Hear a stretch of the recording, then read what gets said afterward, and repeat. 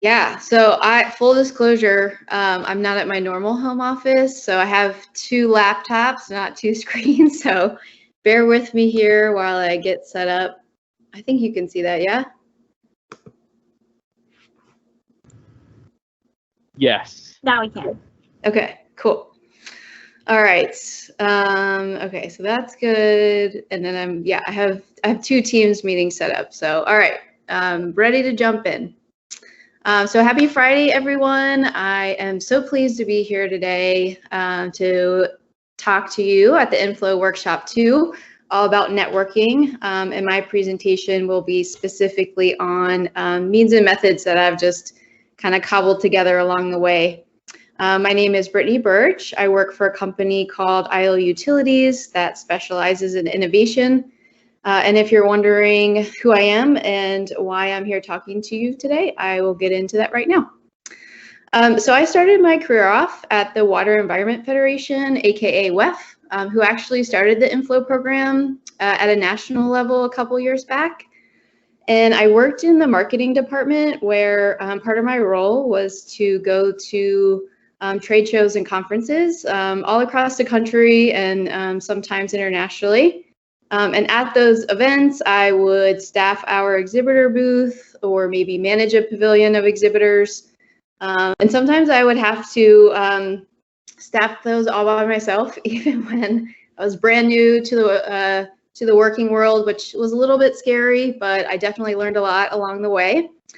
I don't know how many conferences I've been to at this point, but you can see my pile of badges here that I collected while I was at WEF. It was definitely a good many.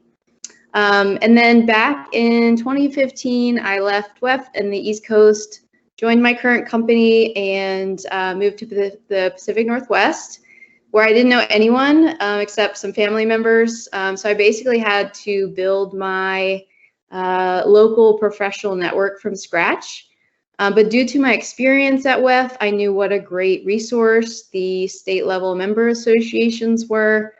So I reached out to PNCWA to get involved and was quickly plugged into the Member Services Committee. From there, I eventually became chair of that committee. And in 2019, I was part of the group that launched the very first Inflow group. So another reason why I'm super excited to be here today.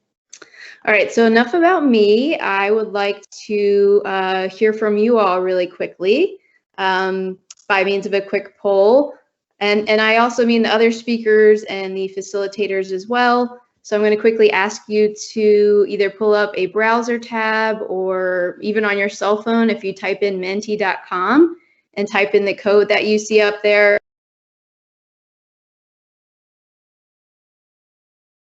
Asking you, on a range of kind of one level, which would be I believe in networking. I think it's effective, and I feel pretty decent at it, and I might even enjoy it.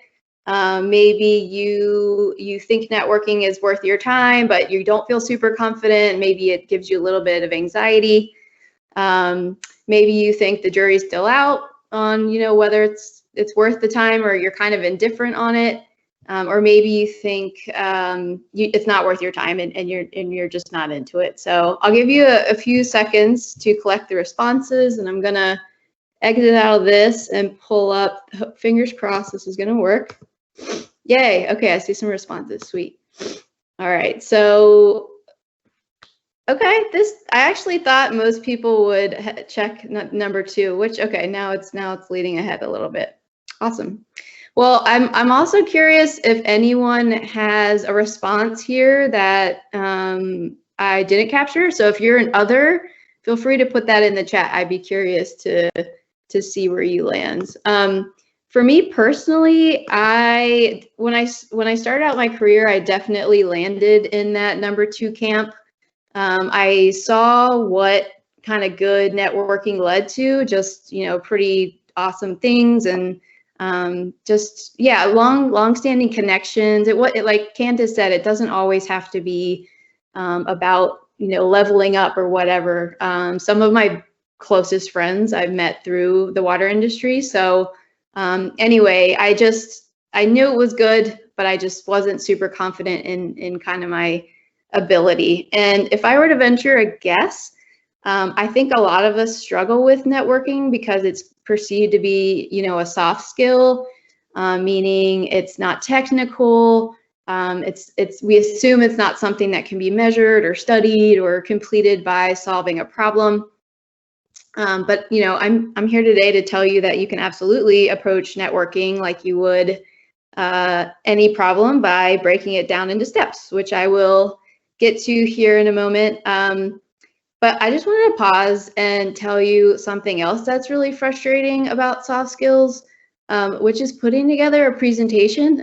It is really hard to find visual aids to help us through this that aren't like super cheesy. So I'm just gonna prepare you all to be delighted with outrageous, ridiculous, possibly uncomfortable stock photos that I found on the internet. So just a heads up on that, you'll be entertained today. And before I move on into the steps, I did want to make 2 comments. The first thing is that I've prepared this with conventional networking in mind, hoping we'll, be together for the conference later this year. So this is kind of geared towards in-person, but I do think you could maybe carry some of this over into virtual networking. And then my other comment is, I do agree with Candace, make this your own. If some of this doesn't resonate with you, I will not be offended if you don't do it or you're just not comfortable with it. So just feel free to take away any of this that you want and leave behind the rest. All right, so jumping into step 1, what's your why? AKA, what's your objective here for networking? What would get you excited like these people? I think it's always a good practice before you enter any endeavor that takes up your resources to ask yourself some high-level questions like, why am I doing this? What I want out of this? Is this relevant to my goals or values? And I realize this question seems a little deep for a soft skill. But again, kind of to empathize and agree with something Candace said, a really, really important part of networking is being yourself and being authentic. And to be authentic, I think you need to kind of understand your motives, So I just kind of threw some examples here together. I'll go through them really quick, but maybe, your why is that you want to meet someone in the industry who inspires you, whose career path you want to emulate. Maybe you read about a session that just really fires you up and you want to meet the speaker. Maybe you want to find a mentor like Erica's about to talk about here. Maybe you're in sales and you need to, meet some leads and fill up that business development pipeline.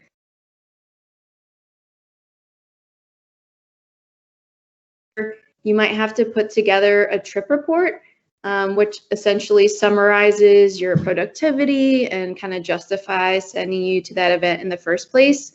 I think this could be an opportunity to really shine and to show your manager, like, look, here are some of the things I achieved at the conference, and then they might be more likely to send you events in the future. Or your motive could just be getting your name out there, so that way at the next conference you recognize more faces and it feels more like a reunion, which is a really nice feeling, I have to say. It's also important to note that while going through this exercise, if your answer is, because I'm supposed to, or you can't come up with one, I think there's wisdom in listening to your gut.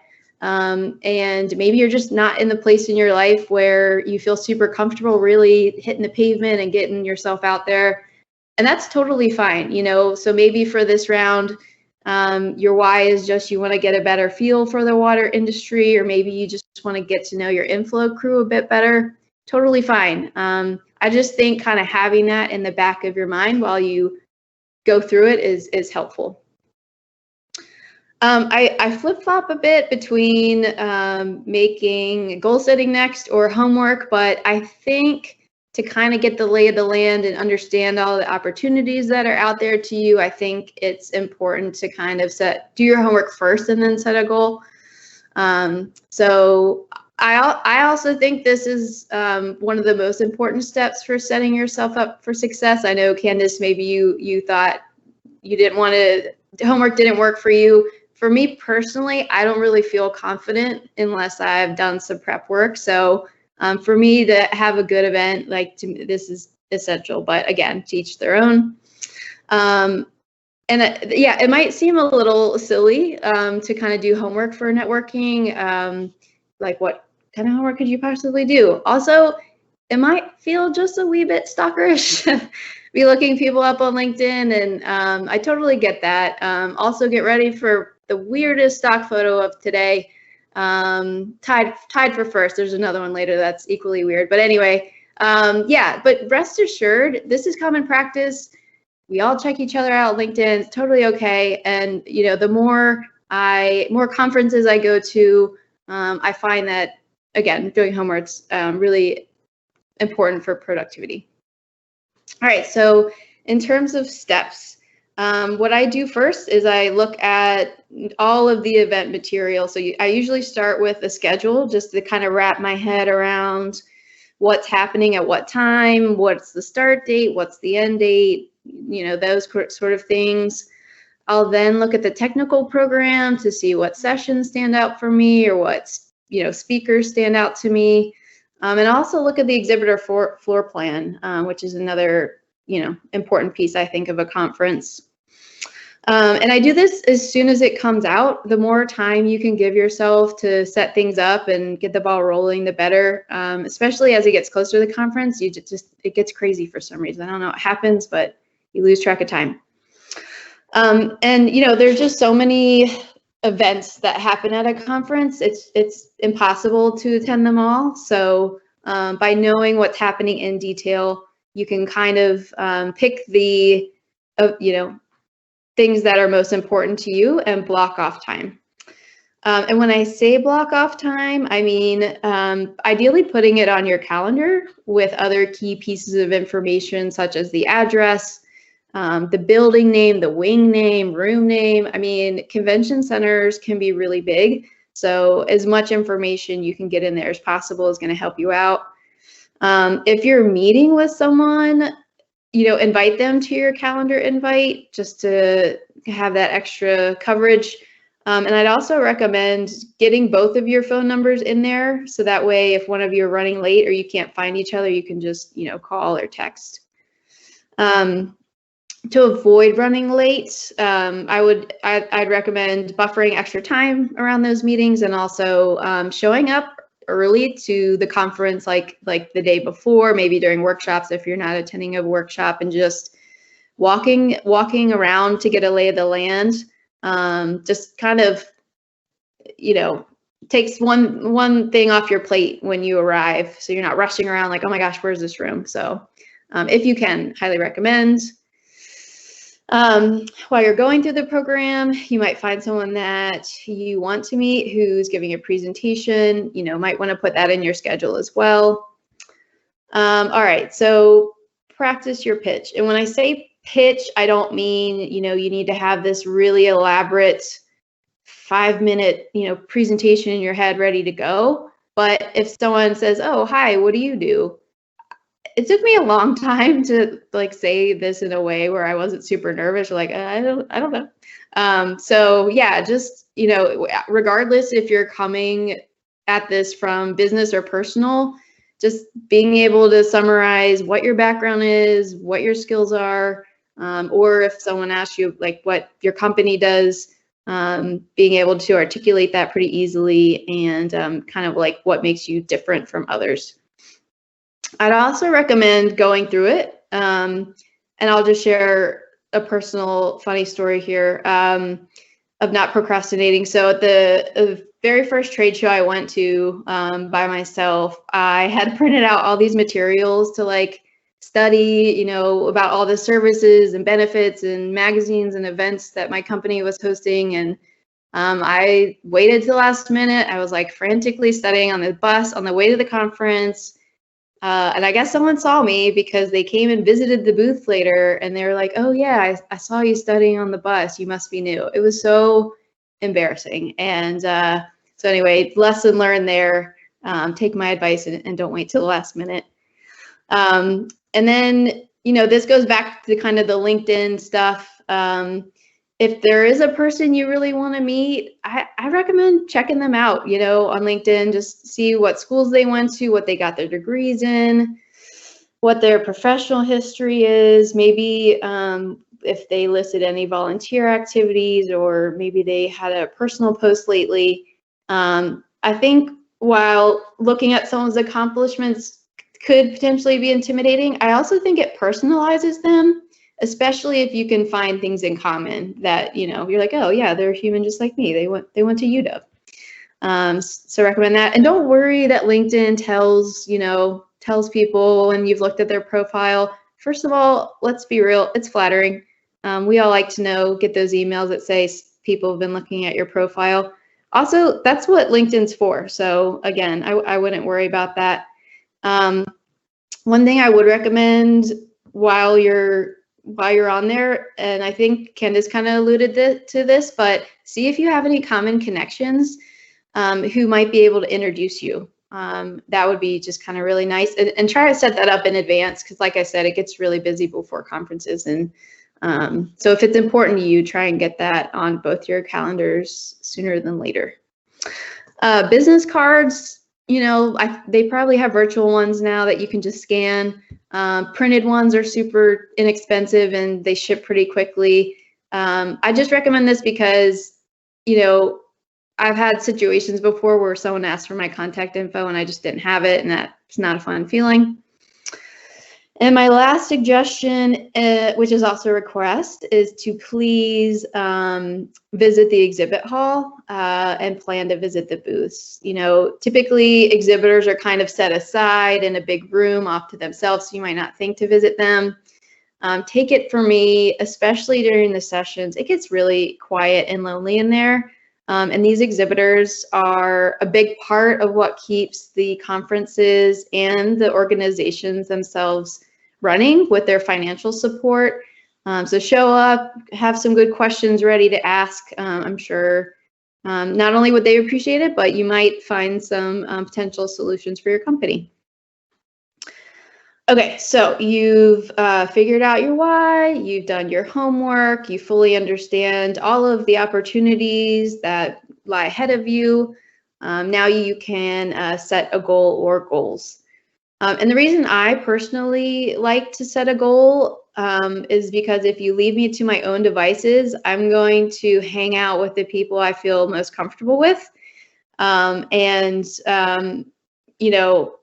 I need something to give me some extra oomph. So again, if this is not for you, totally fine if you skip this, but I kind of need it, or else I'm just gonna be hitting all those networking receptions. All right, so I'm sure you all are familiar with SMART goals. I prefer STAR goals because it's one letter less and therefore easy to remember. S stands for specific, so meaning it can be easily measured and it's timely. So sometimes I'll kind of assign a completion date to my goal. T stands for it's truly doable, aka realistic or attainable. If you're new to the networking world and don't feel super confident, set something really small. Or if you've been to several conferences by now, set a goal that will make you feel like a freaking rock star if you hit it. So again, I think this relates to your why. A is another reason I like STAR goals, because it focuses on doing something, not stopping doing something. So, it just kind of puts the goal in a positive light. And then R stands for relevant, which in this case, again, was kind of, if you've gone through the why exercise, it kind of connects there. Or if this isn't becoming super clear, maybe you need to go back and visit the why, and maybe that will kind of reshift your perspective there. I just have one example of maybe a not so great goal. So this one's just a little vague. You could be more specific about which ones exactly you want to go to and why. This is a perhaps better goal of, I would really like to meet this person, and within this time frame, whether it's at the conference or within 2 weeks after. set of a meeting to talk about mentorship. So again, I think you all are pretty set on setting goals. A couple more thoughts real quick. As I said before, for me, setting a goal helps me stay focused. And it can also give you a way to measure after the fact and just say, helps you think what you could do better. You're also more likely to achieve goals when you say them out loud or find an accountability buddy. So if you want to put your goal in the chat right now, or say, I want an accountability buddy, go for it. I'm sure you all would be willing to help each other in that way. All right, so ta-da, we are in the step of action. And if I can squeeze in pictures of dogs in costume into a presentation, it's going to be a good day. So the first step, you're at the conference. I say just pause, take a deep breath, and just be thankful that you're there, and just feel confident knowing that you've prepared. I don't know about you, but again, I always feel just way more confident when I've done a little homework and I feel prepared. So just walk in feeling like you own it, and have fun. I know networking can be nerve-wracking and it might feel like work sometimes, but it can also be really, really fun, and you can create some just really, really fun memories from it. So make sure to have a good time. Be authentic. I think this is, again, something Ken has kind of covered in her presentation, but this is your opportunity to give people a flavor of you and what makes you you.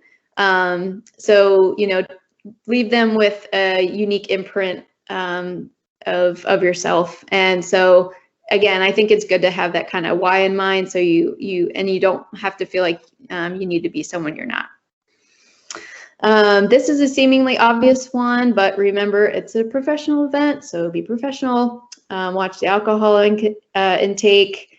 Ideally avoid swearing, political, religious conversations, really anything you might regret the next day. Try to avoid.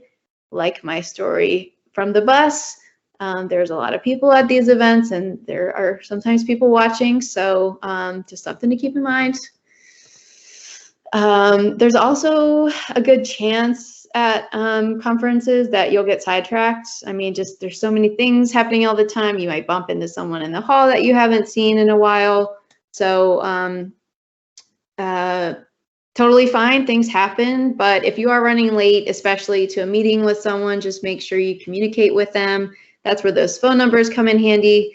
And a couple tips. Oh wait, no, sorry, I skipped something. Okay, next one is, this is the best tip I think you'll take home today, which is to write notes on your business cards. You're going to have a lot of conversations with a lot of people over a short period of time, and there's a good chance that something's going to knock, whatever you spoke about yesterday out of your brain. So I always, write, we spoke about this, I'm supposed to call this person by this date, something like that. So that way, it's just easier contextually when you get to the follow-up stage. And then finally, make sure you're getting enough rest and time to recharge. Everyone's different.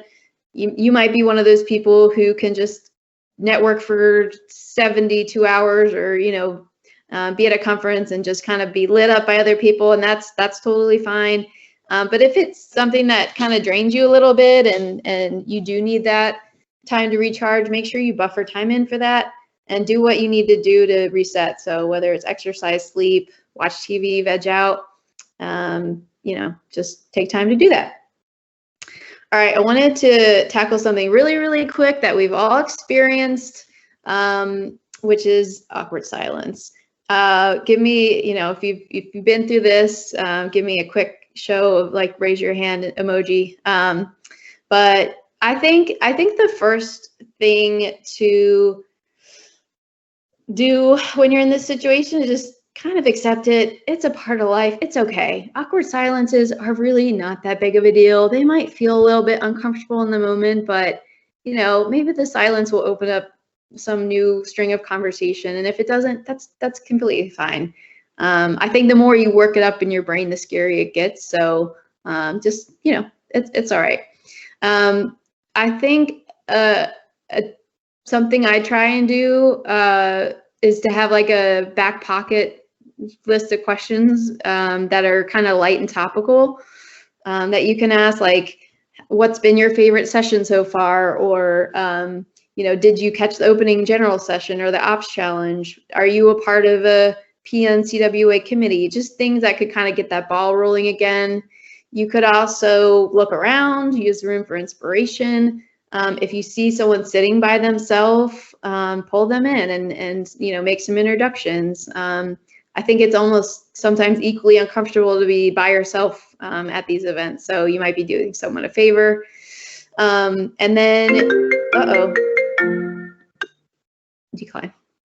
And then also, have an exit strategy. It can just be as simple as saying, excuse me, I have to use the restroom, or, I have another meeting to go to, just so it doesn't sound kind of forced or made up.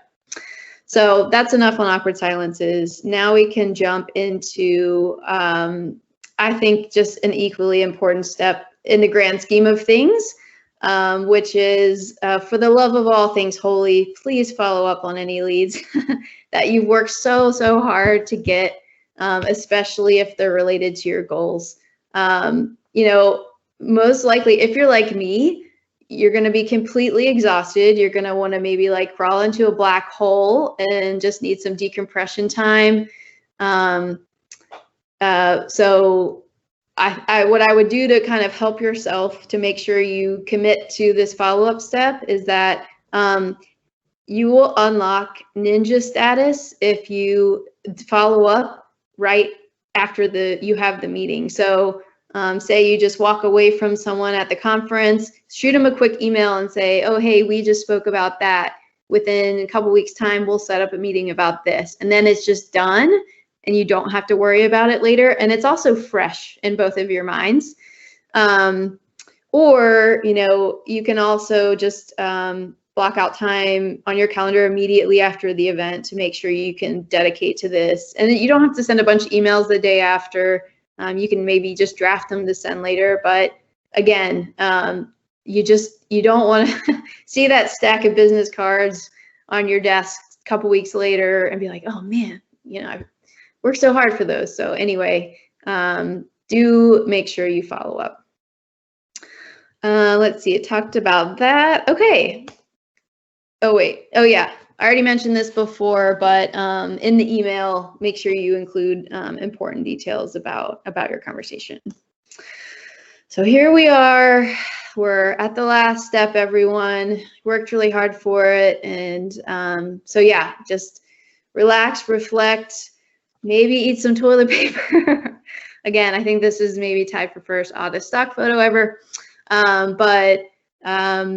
Yeah, I think, all jokes aside, after you complete something, especially if it's taxing, take a moment to enjoy the feeling of completion and accomplishment. I think we spend so much time in life just charging ahead, completing one thing, moving on to the next. We don't always take the time to relish the feeling of having completed something that you set out to do and like really earning your downtime. So I personally tend to need to go into hibernation. I think I mentioned this before, but those close to me know that especially if it's like a multi-day conference, to just give me that time alone so I can let my kind of brain relax and my social energy build back up. And then when it comes to reflection, I think this is another something I try and incorporate. If it's an endeavor that's, taking up my resources, is just to kind of check in, like, was that a good use of my time? And start high level. You could ask yourself in general, how did that go? And then you can dig deeper after that and start kind of measuring up against those goals. Did you achieve the goal? You could even give yourself a little grade if you want to. If you didn't meet the goal, what got in your way? Maybe it turned out the goal just wasn't realistic, not relevant to your why. And my final thought for you today is that during a conference or event, you may encounter networking angels, who are these people who just swoop in at that perfect moment when you either have no one to talk to or there's an awkward silence, and they introduce you to that person you've been wanting to meet. I agree with Candace. So, first of all, thank them and let them know you appreciate them, but also pay it forward. Be that networking angel to someone else. Be able to recognize if someone's kind of struggling or just really quiet, and jump in for them. My PNCWA networking angels are why I'm still involved today. I don't even live in the Pacific Northwest, but I just love the organization and I want to stay a part of it. So with that, I will stop talking now and see if there are any questions.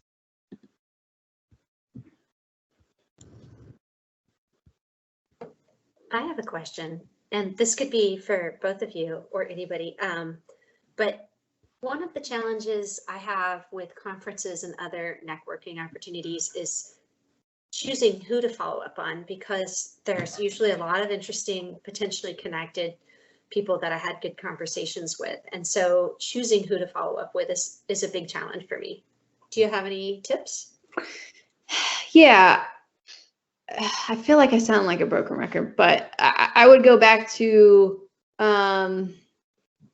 the ones you're like excited to follow up with, or again, that go back to your why, I guess. So whether it's something you think could be a good work lead or someone you just really vibed with.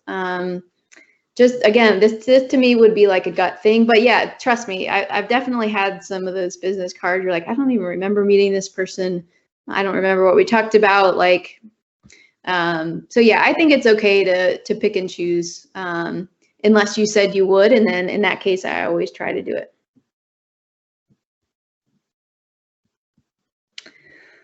Glad so you. Yeah.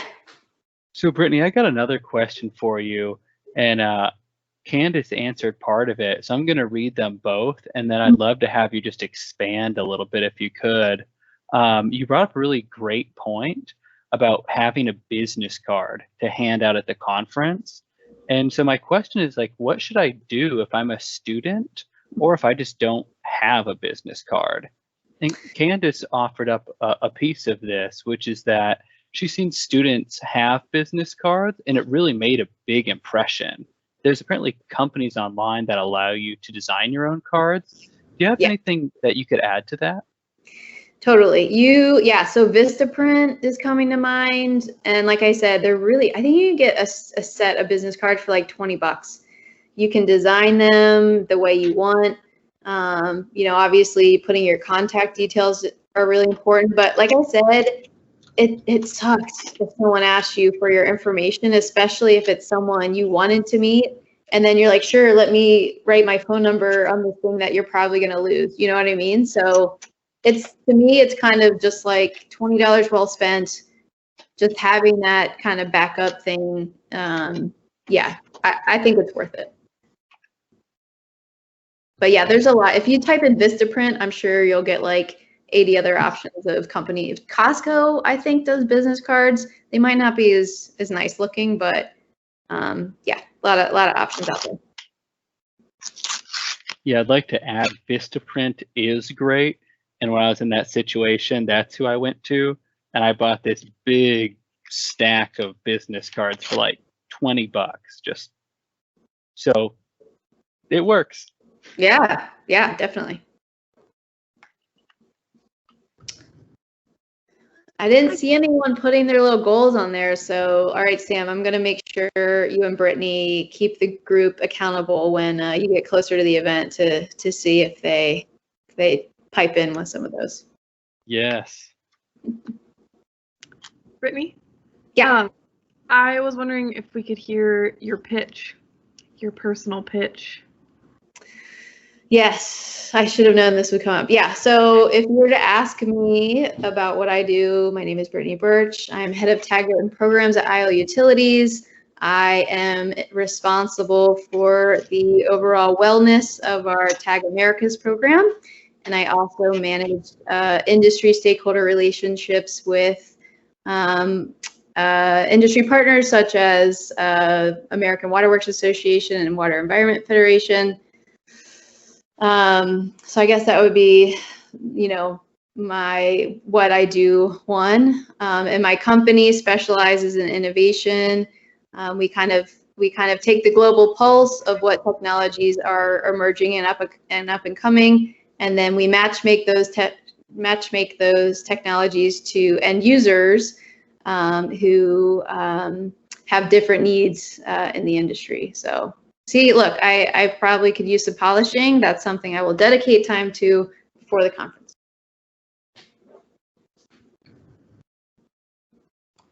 It's beautiful. Thank you.